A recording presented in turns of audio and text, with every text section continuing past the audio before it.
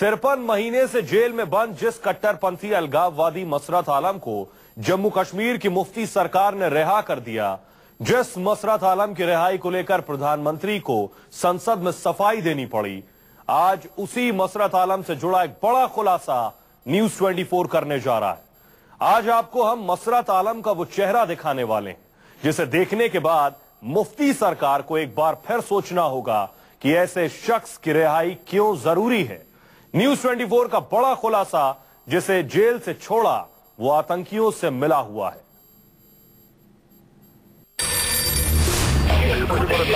वालेकुम सलाम।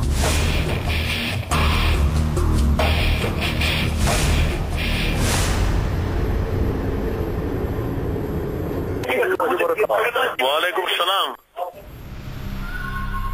ये दो आवाजें आज एक बहुत बड़े सच से पर्दा उठाने जा रही हैं, जिसके बाद कश्मीर से दिल्ली तक सरकारों को अपने फैसले पर एक बार फिर सोचना पड़ेगा।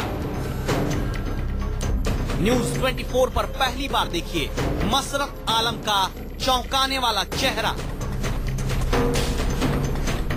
पहली बार देखिए जिस शख्स को अलगाववादी बताकर मुफ्ती सरकार ने छोड़ दिया, उस मसरत आलम का आतंकी कनेक्शन।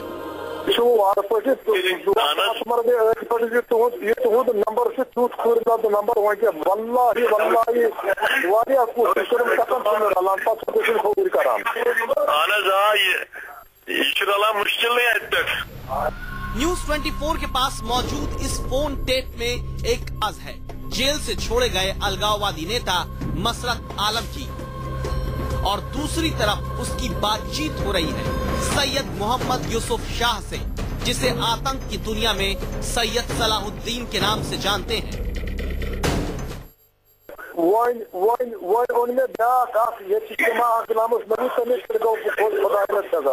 अच्छा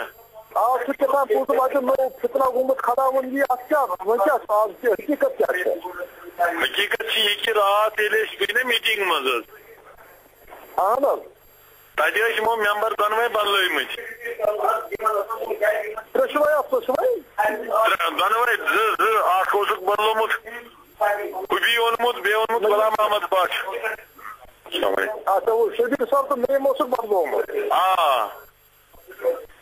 पे मीटिंग मज बीती तो सजाद लोन ओन पे तथ पे एतराज तो तुंद यून मकसद यह गो रोजन सड़क वड़क तानी मौजूद। 7 मिनट के स्टेप में मसरत आलम आतंकी संगठन हिजबुल मुजाहिदीन के मुखिया सैयद सलाहुद्दीन से बात कर रहा है।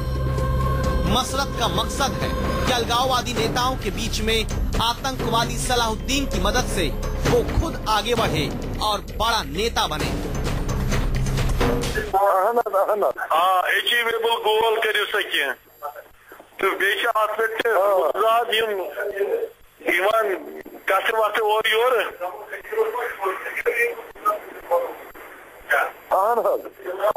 वनुक सजादुन क्या करू तुम पही तो तह करो बर्दाश्त अलबत् यह सजादुन यह रोज ठीक क्या, क्योंकि यह आमुत और एमसी जहाजस मज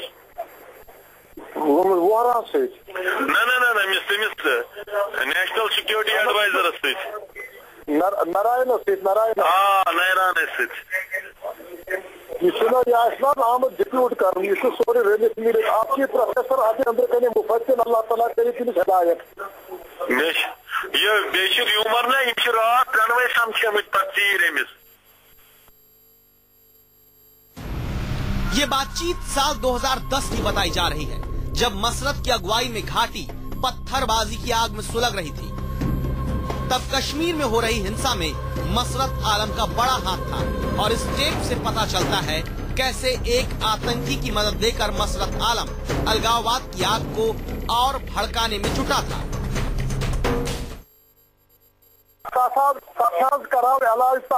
बदल प्रॉब्लम गसान ब्रांच पास पर बदल रख लगान ना इथे कहीं करो इथे कहीं बुझता दबा खुद कहीं किया इसके बाबा ने इस करा यू सीमा पूछ ये कंट्रोल करना मिसी कर बका आदर्श ठीक। पानी की तरह साफ है, मसरत आलम आतंकी सलाहुद्दीन की मदद से कश्मीर में अपनी चलाना चाहता था। ऐसे में अब सवाल ये है, क्या आतंकी सलाहुद्दीन से कनेक्शन रखने वाले मसरत की रिहाई क्यों जरूरी हुई? एक आतंकी से बात करने वाले पर सरकार को इतनी दया क्यों आई? क्या आतंकी से बात करने वाले मसरत को दोबारा जेल भेजेगी सरकार? आसिफ सुहाब, श्रीनगर, न्यूज़ 24। बड़ा सवाल ये कि मसरत सलाहुद्दीन से बात कर रहा है। 2010 की ये बातचीत है और सलाहुद्दीन एक आतंकी है। हमारे साथ आसिफ सुहाब हमारे सहयोगी जुड़ रहे हैं। आसिफ, 2010 की ये बातचीत है, सलाहुद्दीन जो कि आतंकी है उससे मसरत बात कर रहा है। क्या कुछ राज्य सरकार अब इस पे कार्रवाई करने जा रही है? तो देखिए सुहेल, क्योंकि ये 2010 का जो है टेप है और ये बातचीत भी है उसी दौरान हुई थी जब पूरी कश्मीर घाटी में एक तरह से आग लगी हुई थी, पत्थरबाजी के वाक़े हो रहे थे, कर्फ्यू रोज होते थे, हिंसा होती थी। तो उसके बाद जो है ये टेप बाज़ाब्ता सुरक्षा एजेंसीज के हाथ लगा, पुलिस के हाथ लगा, जो पुलिस स्पेशल टास्क फोर्स था उनके हाथ लगा और इसी के आधार पर जो है मसरत आलम की उमर अब्दुल्ला सरकार में गिरफ्तारी हुई थी। एक ग्राउंड बनाया गया था कि इसके बाहर रहने से जो है कई लोगों की जान को खतरा हो सकता है, जिसमें महत्वपूर्ण कुछ बड़े अलगाववादी नेता भी शामिल थे और यही जो है ग्राउंड बनाया गया था जो उसका पहला डिटेंशन हुआ था, जो पीएसए उस पर लगाया था और यही कारण था कि उमर अब्दुल्ला सरकार के दौरान इसको पकड़ने के लिए 10 लाख रुपए का इनाम भी रखा गया था। जी आसिफ, लेकिन सवाल ये है कि एक नेता जो खुद को अलगाववादी कहता है वो आतंकी से बात कर रहा है, तो वो आखिर अलगाववादी कैसे है और सलाहुद्दीन से ऐसे बात कर रहा है जैसे उसका अच्छा दोस्त हो? जी बिल्कुल सुहेल, ये जो है ये वाकई में अपने आप में एक चिंताजनक यहाँ पे सुरक्षा एजेंसीज और पुलिस के लिए भी मामला उस समय हुआ था जब ये आसिफ, क्या ये सवाल खुद मसरत से पूछा गया कि उनकी सलाहुद्दीन से बातचीत हुई कभी? सलाहुद्दीन क्या उसके दोस्त हैं? देखिए, हमने मसरत आलम से इस बारे में पूछने की कोशिश की लेकिन उन्होंने बिल्कुल जो है इसे नकार दिया। हमारे साथ बने रही, हमारे साथ पीडीपी के नेता मुंतजिर मोइनुद्दीन जुड़ गए हैं। मुंतजिर साहब, हम दर्शकों को दिखा रहे हैं कि मसरत आलम सलाहुद्दीन से बातचीत कर रहा है। 2010 का टेप है। एक अलगाववादी जो आतंकी के साथ संबंध रखता है, बातचीत करता है, उसे आपने रिहा कर दिया। जी मुंतजिर साहब, मेरा सवाल आपसे यह कि मसरत आलम अलगाववादी कैसे? वो तो खुद आतंकी है जब सलाहुद्दीन से वो बातचीत कर रहा है और सलाहुद्दीन से ऐसे बातचीत जैसे बड़ी अच्छी दोस्ती है आपस में। देखिए, मैं आपको ये अर्ज करूं कि उनके साथ बात करने वो आतंकी नहीं हुए। आतंकी वो होते हैं जो हथियार उठाते हैं, वेपन उठाते हैं, टेररिज्म फैलाते हैं और कोई ऐसी हरकत करते हैं जिससे अमन अमान को खतरा पहुंच जाए और लोगों की जान माल का खतरा हो। मसरत मुंतजिर साहब, मुझे बड़ा अफसोस हो रहा है, बहुत ताज्जुब हो रहा है कि आप पीडीपी के नेता हैं, उस सियासी पार्टी के जिसकी सरकार है सूबे में, आप ऐसी बात कर रहे हैं एक शख्स जिसके आतंकी के साथ संबंध हो, आतंकी के साथ रिश्ता हो और आपके नजर में वो आतंकी, वो शख्स पाक साफ है। नहीं, पाक साफ का लफ्ज मैंने इस्तेमाल नहीं किया। मैंने ये कहा कि दोनों एक ही जमीन, एक ही शहर, एक ही मुल्क के रहने वाले हैं। आशनाइयां और रिश्तेदारियां होती रहती हैं। इसका मतलब नहीं कि अगर कोई मुजरिम है, अगर कोई खताकार है तो उनके रिश्तेदार खताकार हैं या मुजरिम है। अगर कोई शरीफ है तो उनके रिश्तेदार सारे शरीफ हैं। ऐसी कोई बात नहीं है। लेकिन अगर मुंतजिर साहब, लेकिन अगर भारतीय कानून के हिसाब से कोई अपराधी है, कोई आतंकी है, तो कम से कम आपसे ये उम्मीद की जाएगी कि आप उससे कोई संबंध न रखें। नहीं, कैसे उसके साथ हम रखेंगे? लेकिन मसरत आलम जो है उनको पब्लिक सेफ्टी एक्ट के तहत 2 साल की पहले सजा हुई, जब रिलीज हुए फिर उसके इमीडिएटली उनको फिर गिरफ्तार करके और पब्लिक सेफ्टी एक्ट उन पे आयद कर दिया गया। तो मुंतजिर साहब, सवाल ये कि मसरत आलम के खिलाफ क्यों नहीं कार्रवाई हुई अब तक, कि आतंकी से रिश्ता रखने के खिलाफ कार्रवाई क्यों नहीं हुई? देखिए, ये हमने हुकूमत संभाले हुए कोई आज 11वां दिन है। मसरत आलम की रिहाई फरवरी में गवर्नर साहब के हुक्म से दी गई है। इम्प्लीमेंट आज हुआ, 2-4 दिन पहले हुआ इम्प्लीमेंट, लेकिन रिहाई तो गवर्नर साहब के रूल में हुई फरवरी में। पीडीपी और बीजेपी की जो कोalition वाली हुकूमत आई वो तो 1 मार्च को आई। 1 मार्च से लेकर आज तक 11 ही दिन हो गए और 6 साल जो यहाँ शासन चल रहा था वो कांग्रेस और नेशनल कॉन्फ्रेंस की कोalition का था। तो ये सवाल आप बेहतर अंदाज से उनसे कर सकते हैं। मुंतज़िर साहब, अब सरकार में आप हैं, आखिर अब आप क्या करेंगे?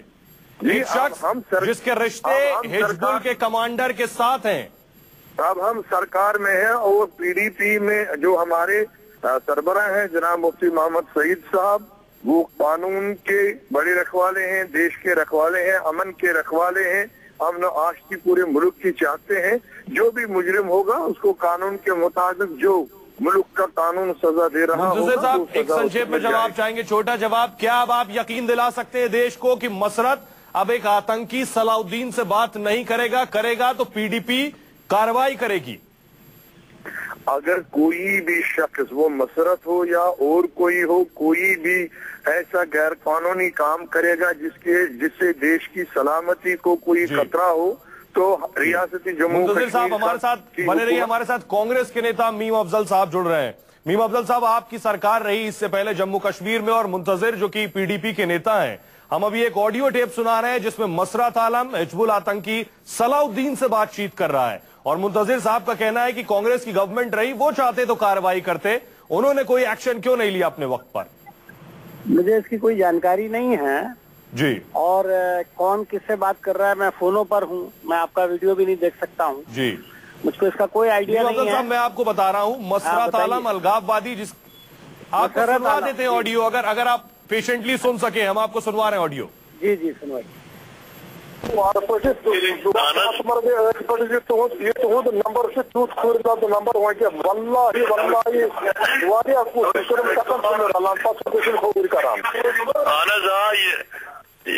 मुश्किल नहीं है तक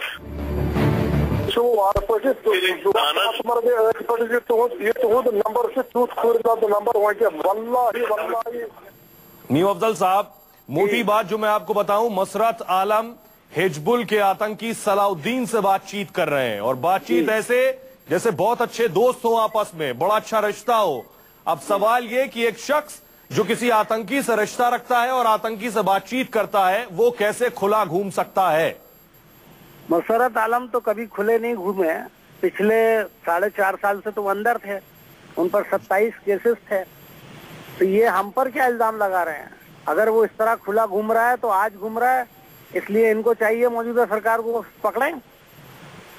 मीम अफजल साहब, इनका सवाल ये कि उसके खिलाफ केस दर्ज होता, उसके खिलाफ चार्जशीट होती आतंकी से रिश्ता रखने में, और रिश्ता किस हद तक है इस बारे में जांच होती, इस लिहाज से कुछ नहीं हुआ है। मैं कुछ नहीं कह सकता कि जांच हो रही थी या नहीं हो रही थी, जाहिर है जांच किए बगैर तो किसी को अंदर नहीं किया जाता। अगर उस शख्स पर 27 केसेस हैं और कोर्ट से कभी कभी उसको जमानत भी मिली है, तो जाहिर है कोर्ट के अंदर अपना व्यू रखा गया होगा। अब जो आपने टेप दिया है, मैं ये पूछना चाहता हूँ कि किस सोर्स से ये टेप इनके हाथ आया है? क्या इनके भी कुछ ताल्लुकात हैं लोगों से जिन्होंने इनको फराहम किया है? ये 2010 का टेप है, चाहे 2010 ऑडियो जो हम आपको सुना रहे हैं 2010 का 2005 का हो। सवाल ये है कि पिछले 4 साल से 4.5 साल से वो अंदर है, और ये वो टेप हमको दिखा रहे हैं, तो इनको अगर टेप मिला तो कहाँ से मिला? पहले तो इनसे ही पूछा जाना चाहिए कि आपको ये टेप कहाँ से मिला? आप इस खबर से जुदा हो रहे हैं, खबर से भटक रहे हैं। बुनियादी सवाल ये है कि एक अलगाववादी जो किसी आतंकी से संबंध और रिश्ता रखता है, उसके खिलाफ कार्रवाई क्यों ना हो, वो अब तक जेल में और सलाखों के पीछे क्यों ना हो? पीडीपी आपके ऊपर इल्जाम लगा रही है कि इसके लिए आप जिम्मेदार हैं, और अफसोस इस बात का कि आप पीडीपी के पाले में गेंद फेंक रहे हैं। बहुत ने ब्रेक में जाने से पहले एक ऑडियो सुनाया जिसमें अलगाववादी मसरत आलम और आतंकी सलाउद्दीन के बीच बातचीत थी। आइए आपको सुनाते हैं इस पर सियासी प्रतिक्रियाएं क्या कुछ आ रही हैं। पहले तो गृह मंत्री जी, भारत सरकार मोदी जी सब लोग कह रहे थे कि हम लोगों को जानकारी नहीं, लेकिन बाद में पता चला कि नहीं, गवर्नर ने ये किया था, अनुमति दी थी। तो ये तो हमको लगता है कि जो केंद्र सरकार है बीजेपी की और पीडीपी, इन लोगों की आपस की मिली भगत है और ये लोग पोलराइज करना चाहते हैं वहाँ के वोट को। इतना मौका परस्ती राजनीति की गिरावट जो हमने देखी है सरकार बनाने में, वो बना। अभी मौका परस्ती के हिसाब चुका रहे हैं, तो अब सरकार जवाब दे, इतने कहाँ पे खड़े हैं। अगर सरकार कहती है कि नहीं, ये कोर्ट कचहरी ने उनको रिहा किया, तो तब तो ये बात पता था। अब क्यों एक दूसरे के ऊपर आरोप प्रत्यारोप लगा रहे? वहाँ पे आपकी कोalition जो है, तो आप ये तय करें, पहले बीजेपी और सरकार को तय करना है कि वो किधर खड़े हैं। ऐसे व्यक्ति के सिर्फ अब वहाँ के मुख्यमंत्री मुफ्ती को दोषी ठहराना चाहिए। एक जो पत्र सामने आया है उससे स्पष्ट हो गया कि इसका रिहाई राष्ट्रपति शासन के दौरान। तो अगर कोई जिम्मेदार है ऐसे बड़े देशद्रोही को छोड़ने के लिए, ऐसे आतंकवादी को रिहा करने के लिए, तो मोदी जी और मोदी जी की सरकार है, इसके अलावा कोई। बड़ा सवाल यही है कि प्रधानमंत्री नरेंद्र मोदी आतंकवाद पर जीरो टॉलरेंस की बात करते हैं, लेकिन उन्हीं की सरकार बीजेपी और पीडीपी की सरकार में एक शख्स रिहा होता है जिसके आतंकियों के साथ रिश्ते हैं।